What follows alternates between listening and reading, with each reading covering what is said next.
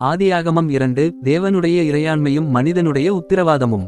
ஆதியாகமம் 2ஆம் அதிகாரம் எல்லாவற்றையும் தேவனே ஆளுகிறார், அதே நேரத்தில் மனிதன் தேவனுக்கு முன்பாக பொறுப்புள்ளவனாக இருக்கிறான் என்ற இரு சத்தியங்களையும் அழகாக வெளிப்படுத்துகிறது. 1. படைப்பின் மீது தேவனுடைய முழுமையான இறையாண்மை. ஆதியாகமம் 2:2 முதல் 3 வரை.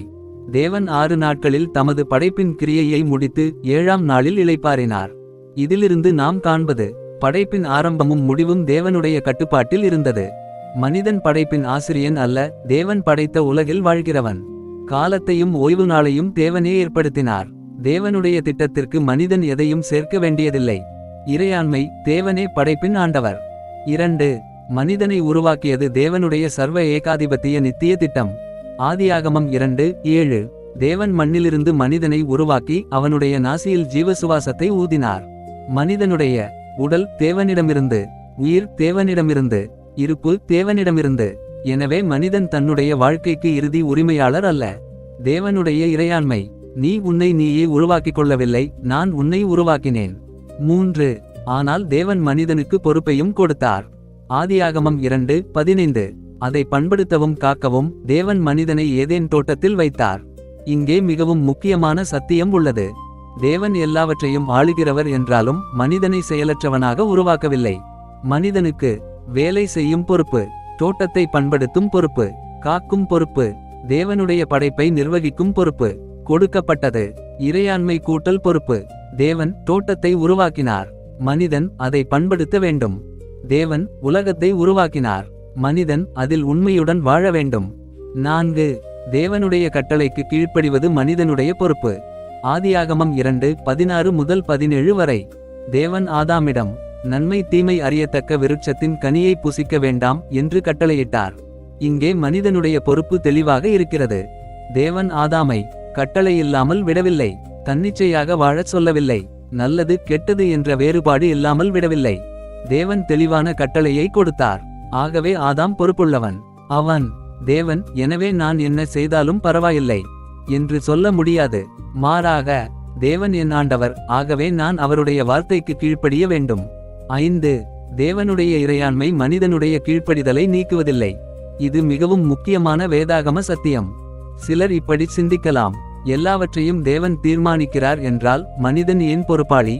ஆதியாகமம் 2 இதற்கு நடைமுறை பதிலை அளிக்கிறது. தேவன் கட்டளையிடுகிறார், மனிதன் கீழ்ப்படிய வேண்டும். தேவனுடைய சர்வ ஏகாதிபத்தியம் மனிதனுடைய உத்திரவாதத்திற்கு எதிரானது அல்ல. மாறாக தேவன் ஆண்டவர் என்பதாலேயே மனிதன் கீழ்ப்படிய வேண்டியவன். 6. திருமணமும் தேவனுடைய இறையாண்மையையும் மனித பொறுப்பையும் காட்டுகிறது. ஆதியாகமம் 2:18. மனுஷன் தனிமையாயிருப்பது நல்லதல்ல, ஆதாமுக்கு ஏற்ற துணையை தேவனே ஏற்படுத்தினார். ஆதியாகமம் 2:22. தேவன் ஸ்திரீயை உருவாக்கி அவளை ஆதாமிடத்தில் கொண்டு வந்தார். இங்கே தேவனுடைய சர்வ ஏகாதிபத்தியம் தெளிவாக தெரிகிறது. ஆனால் மனிதனுடைய பொறுப்பும் உள்ளது. ஆதியாகமம் 2:24. ஆகையால் புருஷன் தன் தகப்பனையும் தன் தாயையும் விட்டு தன் மனைவியோடே இசைந்திருப்பான்.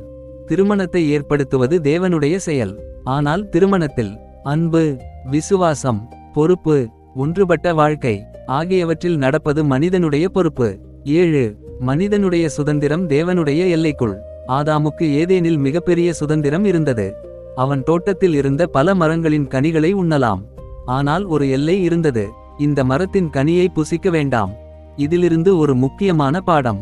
வேதாகம சுதந்திரம் என்பது நான் விரும்பியதைச் செய்வது அல்ல, தேவன் கொடுத்த எல்லைக்குள் மகிழ்ச்சியுடன் வாழ்வது. தேவன் எல்லையை நிர்ணயிக்கிறார், மனிதன் அந்த எல்லைக்குள் பொறுப்புடன் வாழ வேண்டும். 8. ஆதியாகமம் 2 முக்கிய சமநிலை. தேவனுடைய இறையாண்மை, மனிதனுடைய பொறுப்பு. தேவன் படைத்தார், மனிதன் பராமரிக்க வேண்டும். தேவன் உயிரை கொடுத்தார், மனிதன் தேவனுக்காக வாழ வேண்டும். தேவன் தோட்டத்தை ஏற்படுத்தினார், மனிதன் அதை பண்படுத்த வேண்டும். தேவன் கட்டளையிட்டார், மனிதன் கீழ்ப்படிய வேண்டும். தேவன் திருமணத்தை ஏற்படுத்தினார், மனிதன் திருமண உடன்படிக்கையில் உண்மையாக இருக்க வேண்டும். தேவன் எல்லையை நிர்ணயித்தார், மனிதன் அந்த எல்லைக்குள் வாழ வேண்டும். 9. விழுவதற்கு முன்பே மனிதனுக்கு பொறுப்பு இருந்தது. இது மிகவும் முக்கியமான கவனிப்பு. மனிதனுடைய பொறுப்பு பாவம் வந்த பிறகு ஆரம்பிக்கவில்லை.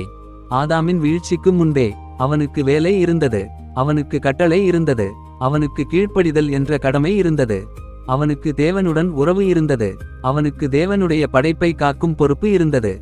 எனவே மனித பொறுப்பு என்பது பாவத்தின் விளைவு அல்ல, படைப்பிலேயே தேவனால் கொடுக்கப்பட்ட ஒன்று. 10. நமக்கான ஆவிக்குரிய பாடங்கள். 1. தேவன் சர்வ ஏகாதிபத்தியம் உள்ளவர் என்பதால் நாம் கவலைப்பட வேண்டியதில்லை. நம்முடைய வாழ்க்கை தேவனுடைய கட்டுப்பாட்டிற்கு வெளியே இல்லை. 2. நாம் பொறுப்புள்ளவர்கள் என்பதால் சோம்பேறிகளாக இருக்கக்கூடாது. தேவன் பார்த்து கொள்வார் என்று சொல்லி நம்முடைய கடமையை தவிர்க்க முடியாது. 3. தேவனுடைய சர்வ ஏகாதிபத்திய நித்திய திட்டம் நம்முடைய கீழ்ப்படிதலை பயன்படுத்துகிறது. தேவன் தமது திட்டங்களை நிறைவேற்றும்போது மனிதர்களின் ஜெபம், உழைப்பு, கீழ்ப்படிதல் ஆகியவற்றையும் பயன்படுத்துகிறார். 4. தேவனுடைய கட்டளைகள் நம்முடைய சுதந்திரத்தை அழிப்பதில்லை. அவை நம்முடைய வாழ்க்கையை சரியான எல்லைக்குள் வைத்திருக்கின்றன. 5. தேவன் நமக்கு கொடுத்த பொறுப்பை உண்மையாகச் செய்ய வேண்டும். குடும்பம், வேலை, சபை, ஊழியம், ஜெபம், வேதாகம வாசிப்பு இவற்றில் நாம் பொறுப்புள்ளவர்கள். ஒரு வரியில் ஆதியாகமம் 2. தேவன் அனைத்திற்கும் இறையாண்மையுள்ள ஆண்டவர். மனிதன் தேவனால் படைக்கப்பட்டு தேவனுடைய கட்டளைக்கு கீழ்ப்படிந்து தேவன் கொடுத்த பொறுப்பை உண்மையுடன் நிறைவேற்ற வேண்டியவன். ஆழமான இறையியல் சத்தியம். தேவனுடைய இறையாண்மை மனிதனுடைய பொறுப்பை அழிப்பதில்லை. மனிதனுடைய பொறுப்பு செயல்படும் அடித்தளத்தையே தேவனுடைய இறையாண்மை அமைக்கிறது.